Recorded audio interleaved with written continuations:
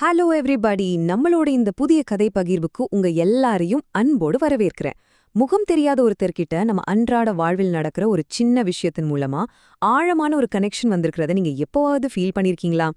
இன்னைக்கு நாம பார்க்க போற கதை அப்படியானதுதான். வாங்க, ரொம்பவே அழகான இமோஷனலான ஒரு உலகத்துக்குள்ள நாம இப்ப நுழையலாம். அந்த இதமான சூழல கொஞ்சம் அப்படியே கற்பனை செஞ்சு பாருங்க. ஒரு மென்மையான மஞ்சள் நிற விளக்கு வெளிச்சம், நம்ம ஊருக்கே உரித்தான அந்த தென்னிந்திய மழைச்சாரல். இதுதான் நம்ம நித்யாவோட உலகம். அவளுக்கு சமைக்க தெரியாதுங்க.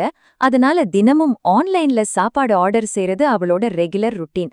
இந்த ஒரு செட்டப் அந்த அமைதியான இரவோட மனநிலைய நமக்கு அப்படியே கண்முன்னாடி கொண்டு வருதில்ல? ஓகே, இப்போ பகுதி 1, ஒரு தனிமையான மழை இரவு. இந்த கதையோட ஆரம்பத்துக்குள்ள நாம போகலாம். நித்யாவோட வழக்கம் என்ன தெரியுமா? ஜன்னலோர உட்காந்து லேப்டாப்ல வேலை பார்க்கறது. வெளியில மழை பெஞ்சு தண்ணி கண்ணாடியில வழியறப்ப அந்த ரூம்ல ஒரு விதமான ஆழமான தனிமை சூழ்ந்திருக்கும். இந்த தனிமையில மாறாத ஒரு விஷயம், தினமும் ஒரே ஹோட்டல்ல இருந்து அவ சாப்பாடு ஆர்டர் பண்றதுதான். அந்த உணவை தினமும் கொண்டு வர டெலிவரி பாய் அவன்தான் அரவிந்த். இவங்க 2 பேருக்கும் இடையிலான அந்த முதல் சந்திப்பு ரொம்ப கேஷுவலா, சின்ன தயக்கத்தோட ஆரம்பிச்சாலும் அதுதான் இந்த அழகான எமோஷனலான கதையோட தொடக்க புள்ளி. இப்போ பகுதி 2, குறிப்புகளில் பூத்த புன்னகைகள். இங்கேதான் ஒரு சாதாரண டெலிவரி எப்படி உண்மையான மனித உணர்வுகளா மாறுதுங்கிறத நம்ம பார்க்க போறோம். இது எப்படி படிப்படியா வளருதுன்னு பார்க்கலாம் வாங்க. முதல் நாள் வெறும் ஒரு சாதாரண டெலிவரி. மேடம், உங்க பார்சல் அப்படின்னு ஒரு வார்த்தை. 2வது நாள் நித்யா, ரெயின்ல கேர்ஃபுல்லா வாங்க அப்படின்னு அக்கறையா சொல்றா. 3வது நாள் அவளோட சின்ன குறிப்பை கவனிச்சு, எக்ஸ்ட்ரா ஸ்பூன் வேணும்னு நோட் போட்டிருந்தீங்க, இதோ அப்படின்னு எடுத்துட்டு வரான் அரவிந்த்.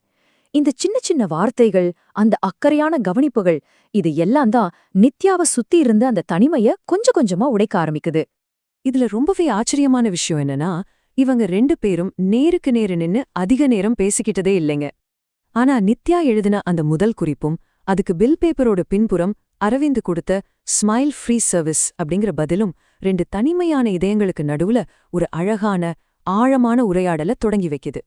இந்த எழுத்துக்கள் தான் அவங்க 2 பேருக்கும் இடையில ஒரு லைஃப்லைனா மாறுது. அந்த கையெழுத்து பிரதிகளோட உரையாடல கொஞ்சம் பாருங்களேன். ஒருத்தர்கிட்ட எக்ஸாம் ஸ்ட்ரெஸ் அப்படின்னு ஷேர் பண்ற அளவுக்கு உரிமையும், முதல்ல சாப்பிடுங்க, மார்க் அப்புறம் பாத்துக்கலாம் அப்படின்னு அக்கறையா சொல்ற அளவுக்கு நெருக்கமும் அவங்களுக்குள்ள வளர்ந்துடுச்சுங்கிறத இந்த சின்ன சின்ன ஸ்டிக்கி நோட்ஸ் எவ்ளோ அழகா நமக்கு உணர்த்துது. இந்த ஒற்றை வரிகள் அவங்களோட எமோஷனல் பாண்டிங்க ரொம்பவே தெளிவா காட்டுது. இது ஒரு விஷயத்த ரொம்பவே பிரமாதமா விளக்குது. உண்மையான அன்புக்கு விலை மதிப்புமிக்க பரிசுகள் தேவையே இல்லைங்கிறத. நித்யாவோட பிறந்த நாளுக்கு கேக் வாங்க வசதி இல்லாத அரவிந்த் மழையில நனைஞ்சுக்கிட்டே கொண்டு வந்து கொடுத்த அந்த எக்ஸ்ட்ரா குலாப் ஜாமுன் இருக்குல்ல, அது உலகத்துல இருக்கிற எந்த விலையுயர்ந்த பரிசையும் விட மிக மிக மேலானது. அந்த ஒரு கூடுதல் இனிப்பு அவ மேல வச்சிருக்கிற அக்கறையோட முழு உருவமா அங்க மாறுது. இப்போ பகுதி 3, பதிலளிக்கப்படாத ஆர்டர். இங்கதான் கதையில ஒரு பெரிய திருப்பம் வருது. வெளியில மழை பலமா பெய்ய தொடங்குது. அப்படியே ஒரு பதற்றமும் தொத்திக்குது. நைட் சரியா 9 மணிக்கு வழக்கம் போல சாப்பாட ஆர்டர் பண்றான் நித்யா. ஆனா மணி 10 ஆகியும் பார்சல் வரல. அவனுக்கு ரொம்பவே ஆறுதலா இருந்த அந்த ருட்டீன் திடீர்னு உடையுது. தொடர்ந்து மொபைல்ல டெலிவரி ஆப்பை ரிஃப்ரெஷ் செஞ்சுக்கிட்டே இருக்கா. மெசேஜ்களுக்கு எந்த பதிலும் இல்ல. அந்த மங்கிய நீல நிற வெளிச்சத்துல அந்த ரூமோட பேரமைதி அவள அப்படியே பதற்றத்தோட உச்சிக்கே கொண்டு போகுது. அரவிந்த் எங்கே? கொஞ்சம் யோசிச்சு பாருங்க. மணி 10 தாண்டினதும் நித்யாவோட மனசுல ஏற்பட்ட அந்த தவிப்பும் பயமும் எப்படி இருந்திருக்கும்னு. அந்த நிசப்தமான அறையில அவளோட இதயத் துடிப்பு மட்டும்தான் ரொம்ப சத்தமா கேட்டிருக்கும். பதற்றத்தோட ஹோட்டலுக்கு கால் செஞ்சவளுக்கு அங்கிருந்து கிடைச்ச பதில் இதுதான். அக்கா, அந்த டெலிவரி பாய் அரவிந்த் இல்லையா, ஆக்சிடென்ட் ஆயிடுச்சு, ஹாஸ்பிட்டல் அட்மிட் ஆயிருக்கான். இந்த வார்த்தைகளை கேட்ட அந்த செகண்ட் நித்யாவுக்குள்ள ஏதோ ஒன்னு சுக்குநூறா உடைஞ்ச மாதிரி ஒரு ஃபீல். அவளோட உலகமே ஒரு கணம் அப்படியே ஸ்தம்பிச்சு நின்னுடுச்சு. பகுதி 4, உணவுக்கும் அப்பாற்பட்டது.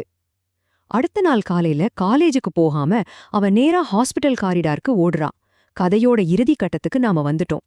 இதுல ரொம்பவே முக்கியமான பாயிண்ட் என்னன்னா, அதுவரைக்கும் நேர்ல ஒருத்தர் முழுசா பார்த்து பேசிக்காத அந்த 2 உயிர்கள் முதல் முறையா சந்திக்கிற தருணம் இதுதான். மூக்குல ஆக்சிஜன் டியூப், கையில கட்டோட படுத்திருக்கான் அரவிந்த். நித்யாவோட கண்கள்ல வழிற கண்ணீர் இந்த ஒரு தமிழ் ரொமான்டிக் கதையோட மிக முக்கியமான எமோஷனலான உச்சகட்டத்தை ரொம்ப அழகா நமக்கு காட்டுது. அவ்வளோ வலியிலையும் மூச்சு விட சிரமப்படுற அந்த நிலையிலையும் நித்யாவை பார்த்ததும் அவன் மெதுவா சிரிச்சுக்கிட்ட கேட்ட ஒற்றை கேள்வி இதுதான். Today no parcel? இத கேட்டதும் நித்யாவுக்கு கண்ல இருந்து கண்ணீர் கொட்டுது. ஆனா அதே சமயம் அவனுக்கு பதிலா ஒரு அழகான புன்னகையும் அவ கொடுக்கறா. இந்த ஒரு வரி ஒட்டுமொத்த கதையோட அழகான முடிவை நமக்கு உணர்த்துது.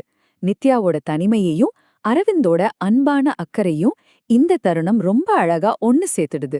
ஆமாங்க, அந்த நாள் முதல் அவ அவனோட வாழ்க்கையில தினமும் வரத் தொடங்குனா. அது வெறும் உணவுக்கான தேடல் இல்ல, 2 தனிமையான இதயங்களுக்கான அன்பின் தேடல். இறுதியா உங்ககிட்ட நான் கேட்க விரும்புறது இதுதான். நம்மளோட அன்றாட வாழ்க்கையில நடக்கிற ரொம்பவே சாதாரண விஷயங்கள் நம்ம ஒட்டுமொத்த வாழ்க்கையோட திசையே மாற்றி அமைக்கும் சக்தி கொண்டவை அப்படிங்கறத நீங்க எத்தனை முறை உணர்ந்திருக்கீங்க? ஒரு சின்ன புன்னகை, ஒரு சின்ன குறிப்பு, இது எப்படிப்பட்ட மாயங்களை செய்யும் அப்படிங்கறத இந்த கதை நமக்கு ரொம்பவே ஸ்ட்ராங்கா உணர்த்தியிருக்கு.